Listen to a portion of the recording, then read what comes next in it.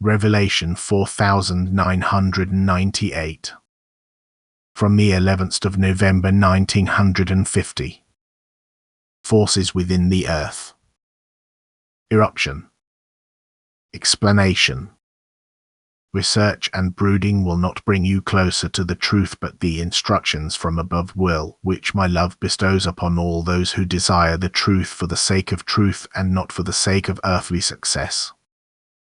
I can truly impart the truth to you, and I will also do so if it is desired. However, the person who pursues worldly interests with it will never be able to deem himself in possession of the truth, which is certainly also understandable that I don't want to strengthen my adversary's power, who hides behind the world and its incentives and drives many a person to research and brood in order to win him over for the world, thus to alienate him from me. Truth is and remains a divine share, and anyone who walks in truth is close to me, just as conversely a person who has distanced himself from me due to his excessive inclination towards matter can never stand in truth, because I and truth are inseparable. And therefore let it be said to you that the human being cannot penetrate areas which lie outside of earth by virtue of his intellect, that intellectual research will therefore not yield a truthful result, and that pure truth can only be gained through the working of the spirit in the human being. And even if this deviates from the results of science, it guarantees its authenticity because it is conveyed by me myself to people who allow my spirit to work in them. But again, it is only acceptable to such people. Thus the recognition of truth presupposes the working of the spirit in the human being again, which is why it is not advisable to want to impart the knowledge of things gained through the spirit, which cannot be proven, to people who are still completely unawakened in spirit, for they don't grasp it, and what they don't grasp they pull down and hostile towards the proclaimers. And thus processes within the earth cannot be explained to these people which they cannot feel themselves.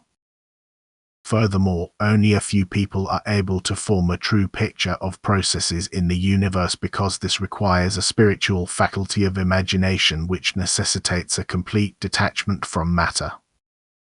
No worldly-minded person can see spiritual processes which, however, are decisive for natural processes in individual material creations.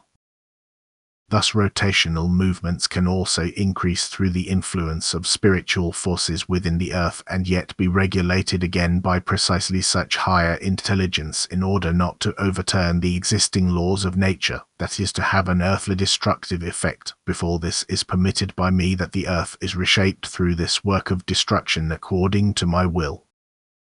All movement comes about through spiritual strength. And as long as this strength still finds its Lord, every earthly process is also in divine order, that is without danger of a destructive effect, because the power controlling it inhibits where it wants to develop excessively.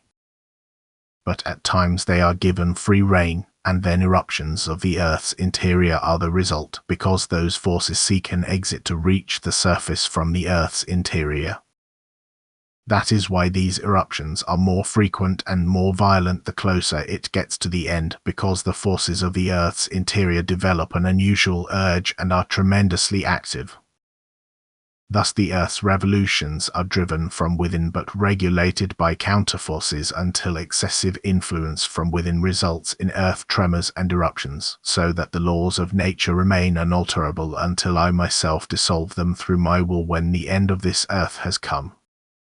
Amen.